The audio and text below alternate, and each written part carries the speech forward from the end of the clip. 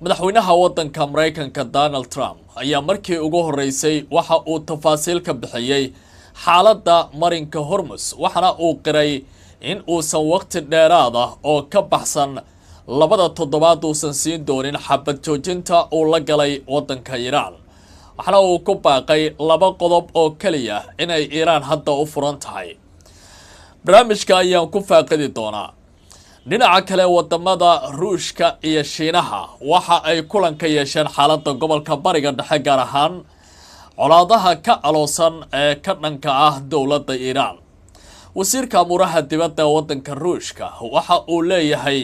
ma jirto cid lagu maqoonin kara awood sida daraadeed Trump waxa uu ku qasban yahay in wax kasta uu ku xalliyo miiska wada xaajoodka labada dhinac waa Beijing iyo Moscow waxa ay hadda qaadayaan tallaabo Washington aysan jeclaysan doonin ma isbahaysi cusub oo dagaal ayaa ka abuurmaya halkaasi oo markan u soo jeesanaya gobolka bariga dhexe muxuu yahay waxyaabaha wasiirka amuraha dibadda ee waddanka Ruushka hadda uu ka shaqeynayo hogaamiyaha Kuuriyada Waqooyi Kim Jong Un waxa uu digniin adag u diray waddanka Japan kadib markii la farageliyay arrimihiisa la xiriira horumarinta hubka nuclear-ka ee Pyongyang waxa uu leeyahay haddii kitaabka la yiraahdo kitaabul asraq aysan ka laaban dalkaasi Japan waxay ka dhigan tahay daandaansi haddaba kitaabkaasi waxyaabaha ku qoran ama kitaabka cagaaran waxyaabaha ku qoran ee waxyaabaha sida gaarka ah loogu qoray maxaa kamid ah oo dowladdaasi aan iraahdo Japan ay soo bandhigtay ee lagu fiiriyo arrimaha diblomaasiyadda loogana tusaale qaato go'aanada diblomaasiyadda iyo amuraha dibadda ee waddanka Japan horumarka u leh maxay ka sheegeen dowladda Shiinaha iyana waan kula wadaagi doonaa ra'iisul wasaaraha waddanka Pakistan booqasho ayaa u bilaabatay oo ku baadi goobayo nabadda luntay ee gobolka bariga dhexe isagoo kulamo la qaadan doona hogaamiyaasha dhowr dal wadamada uu u safray maxaa laga yaqaanaa ilaa iyo hadda imise ayaysan booqashadaasi qaadan kartaa fakaraya inaan bixiyo waqti kale oo dheeraada ujeedadu waxay tahay Iran inay col iyo nabad mid qaadato kana faa'iideysato fursadaha nabadeed ee aan bixinayo waxaa sidaas yiri madaxweynaha waddanka Mareykanka Donald Trump oo goor dhaweyd la hadlay wariyaasha waxana uu leeyahay xaaladda marinka Hormuz waa mid si buuxda ay u maamuli doonaan waddanka Mareykanka ilaa inta xal kama dambaysa laga gaari doono hadalkiisan waxa uu imaanayaa xilli saacadihii la soo dhaafay la sheegay maraakiibta ganacsiga Shiinaha iyo kuwa go'doominta sameeyay ee Mareykanku inay isku dhex eriyanayaan biyaha gacankaasi laakiin Shiinaha waxay u muuqataa in aan laga hor istaagi karin tallaabo kasta oo ugu gudbayo dekedaha waaweyn ee waddanka Iran haddii kala xiisadu waxay noqon karaysaa inay aad u ballaarato telefishinka Al Jazeera waxa uu leeyahay madaxweynaha waddanka Mareykanka Donald Trump ayaa shaaca ka qaaday in uusan qorsheynin in la kordhiyo muddada xabad joojinta ah ee hadda u dhaxaysa Mareykanka iyo dalka Iran isagoo carabka ku adkeeyay heshiis rasmi ah in uu yahay ikhtiyaarka kaliya ee u furan dowladda Iran si ay nabad ugu naalooto madaxweynaha ayaa sheegay in dagaalka uu ku dhow yahay gabagabo isagoo muujiyay rajo ah in horumar muuqda la arki doono maalmaha soo socda wuxuu intaasi ku daray in heshiis la gaaro uu Iran sii karo fursado ay dib ugu karaar qaadato isla markaana ay u soo celisay kaabayaasheedii nolosha ee dagaalada ku burburay sida uu hadalka u dhigay Trump waxa uu tilmaamay in xaaladda caalamku ay ka sii dari lahayd haddii aan tallaabo laga qaadi lahayn dowladda Iran isla markaana xakamaynta amniga adduunka uu noqon lahaa mid meesha ka baxa dhinaca kale waxaa la filayaa wareegii labaad oo wada hadal ah in uu maalmaha soo socda uu ka qabsoomo dalka Pakistan iyadoo dowladda Iran ay sheegaysa inay diyaar u tahay nabad hasaatee cidda wax diidani ay tahay dowladda Mareykanka wadamada Ruushka iyo Shiinuhu waxa ay ka soo horjeedaan tallaabo kasta oo military oo dowladda Mareykanku ay ka qaadi karayso waddanka Iran hadal goor dhaweyd ka soo baxay wasiirada amuraha dibadda ee labada dal Wang Yi iyo Sergey Lavrov labadaba waxay leeyihiin xalka aynu taageerayno waa in awoodda Mareykanka uu isticmaalayo uu joojiyo laguna xalliyo miiska wada xaajoodka kadib markii Lavrov uu booqday wadanka Shiinahu waxay isla soo qaadeen tillaabooyin kale oo xasaasi ah oo horey loo qaadi karo taasoo ka dhigan istiraatiiji labada dhinac ay ku wada shaqeyn karaan istiraatiijiyad labada dhinac ay ku wada shaqeyn karaan haddiise Trump uu ku sii adkaysto dagaalkan in uu sii socdo labadan wadan waxa ay tilmaameen in ay iska kaashan doonaan arrimaha gaashaanbuursiga danaha labada dhinac ka dhaxeeya warbaahinta gobolka bariga dhexe waxay leeyihiin wasiirka amuraha dibadda Ruushka Sergey Lavrov ayaa sheegay in xal military uusan ahayn midka lagu dhameyn karo xiisada ka taagan gobolka bariga dhexe gaar ahaan kuwa u dhaxeeya Mareykanka iyo Iran isagoo tilmaamay in xaaladdu ay tahay mid aad u adag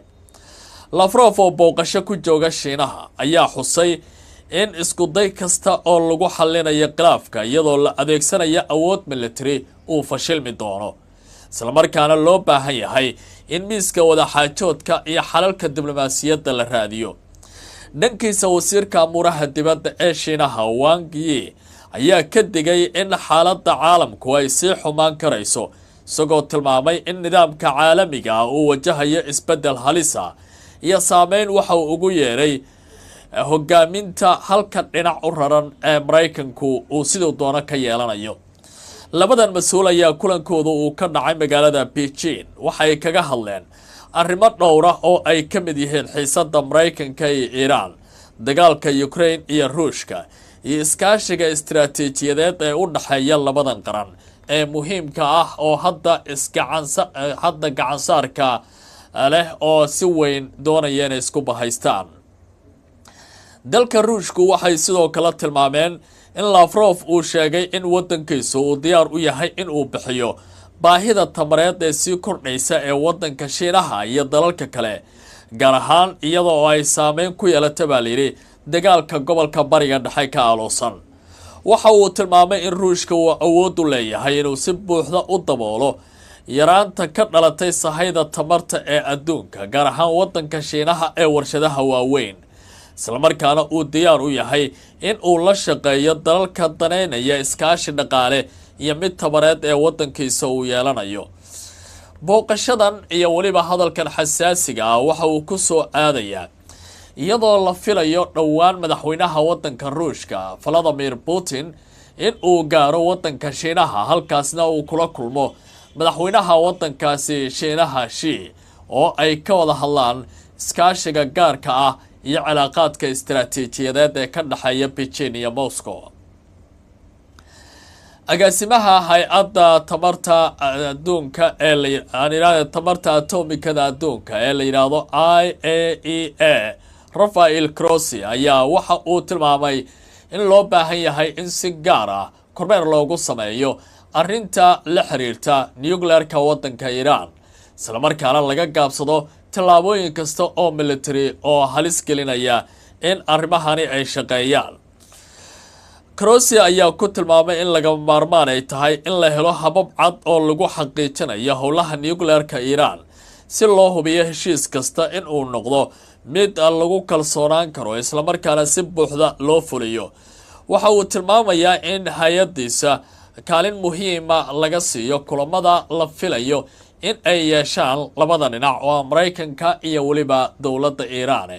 waxna uu leeyahay waxay arrintani soo dedejinaysaa iskaashiga hay'adaasi iyo madax banaanida hufnaanta shaqadeeda ay ku qabsan karto hay'adan iyo hogaamiyaheedaba wadanka Iran waxay u arkaan in ay basaaseen xarumaha waaweyn ee nuclearka taas oo fududeysay in Israel iyo dawladda Mareykanku ay si fudud u beegsadaan Ra'iisul Wasaaraha wadanka Pakistan Mohammad Shahbaz Sharif ayaa maanta booqanaya dhowr wadan oo xasaasi ah isla markaana uu ka baadi goobayo nabadda gobolka bariga dhexe gaar ahaan colaadda u dhaxaysa dawladda Mareykanka iyo Iran taas oo faylka wada hadalka loo dhiibay dawladdaasi Pakistan isla markaana ay diidayso inuu ku yimaado fashil diblomaasiyadeed inkasta oo kulankii ugu horeeyay lagu kala kacay iyadoo aan wax natiijo ah ka soo bixin haddana dowladda Pakistan waxay ku guuleysatay labada dhinac inay xakameeyaan in doora si aan degdeg dagaalka loogu laaban.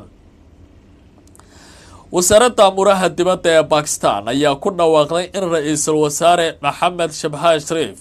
uu maanta bilaabay safar diblomaasiyadeed oo ku marayo dalal ay ka mid yihiin Saudi Arabia, Qatar iyo dalka Turkiga. safarkan ayaa la sheegay mid diiradda lagu saarayo ka tashiga iyo la socodka horumarinta wadahadallada u dhaxeeya Mareykanka iyo Iran, kuwaas oo la doonayo in lagu gaaro xal diblomaasiyadeed oo lagu soo afjarayo dagaalka. ra'iisul wasaaraha Pakistan ayaa la filayaa inuu kulamo la yeesho hogaamiyaasha wadamadaasi, waxaana muuqanaya Pakistan weli door aad muhiim u ah in ay ku bixinayso heshiiska wadaxaajoodka ee muhiimka. kadib markii buugga diblomaasiyadda iyo siyaasadda amuraha dibadda ee wadanka Japan ee loo yaqaano buugga buluuga ah la daabacay, arrintani waxa ay dhalisay xiisad weyn oo dhex maraysa wadamada Japan iyo Kuuriyada Waqooyi. Kim Jong Un ayaa soo saaray digniin ku socota dowladdaasi, waxna uu yiri ka hadalka arrimaha nuclear-ka wadankiisu in ay tahay mid qatar ah oo aan loo dhawaan karin. waxna uu ku baaqay dowladda Japan in ay wax uun la harto inta aanu tilaabo degdega qaadin. Japan waxay sidoo kale saaxiib caadi ah ku tilmaameen siyaasadooda amuraha dibadda ee sanadkan wadanka Shiinaha ee in muddaaba ay siyaasad ahaan si weyn isku hayeen. Kuuriyada Waqooyi ayaa si kulul u cambaaraysay Japan kadib markii dowladda Tokyo ay soo saartay warbixin diblomaasiyadeed oo sanadle ah ee loo yaqaano buugga buluuga ah,